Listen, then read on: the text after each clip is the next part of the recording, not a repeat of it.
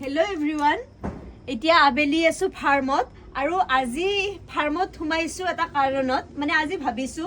আমি ধুনিয়াকৈ মাছৰুমৰ সিলিন্ডাৰ কেটা চাও মানে পৰীক্ষা কৰো সকলোখিনি ঠিকে থাকে আছে নে নাই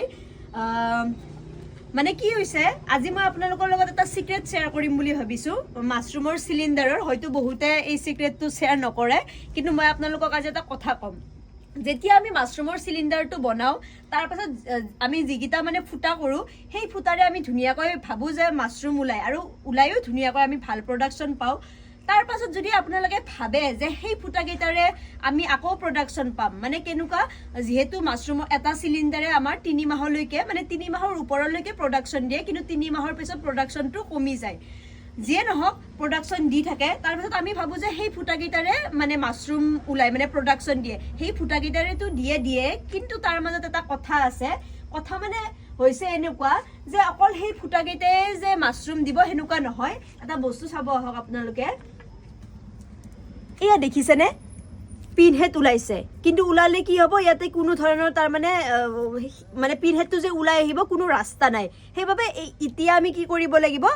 ইয়াত ৰাস্তা উলাই দিব লাগিব যাতে পিনহেডটো উলাই আৰু আমি তাৰ পৰাও মাছৰুম হাৰভেস্ট কৰিব পাও এয়া দেখিছে নহয়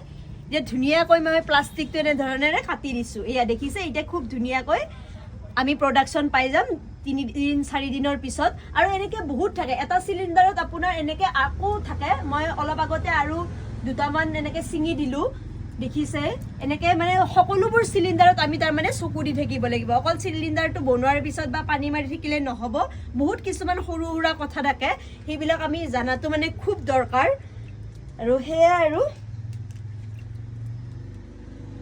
এতিয়া ধুনিয়াকৈ গুটেইখিনি আমি কাটি দিছো এতিয়া আমি প্ৰডাকশন ইয়াৰ পৰা পাই থাকিম আৰু সকলো সিলিন্ডাৰতে তেনেকুৱাকে থাকে তাৰ মানে আৰু আমি হিখিনি তাৰ মানে ধুনিয়াকৈ কাটি দিয়াটো তাৰ মানে আমাৰ মানে আমি কাটি দিলে কি আৰু আমাৰ আমি প্ৰডাকশনটো বেছিকে পাম হেইভাবে হেইটো মানে চকু দিয়াটো অত্যন্ত প্ৰয়োজনীয়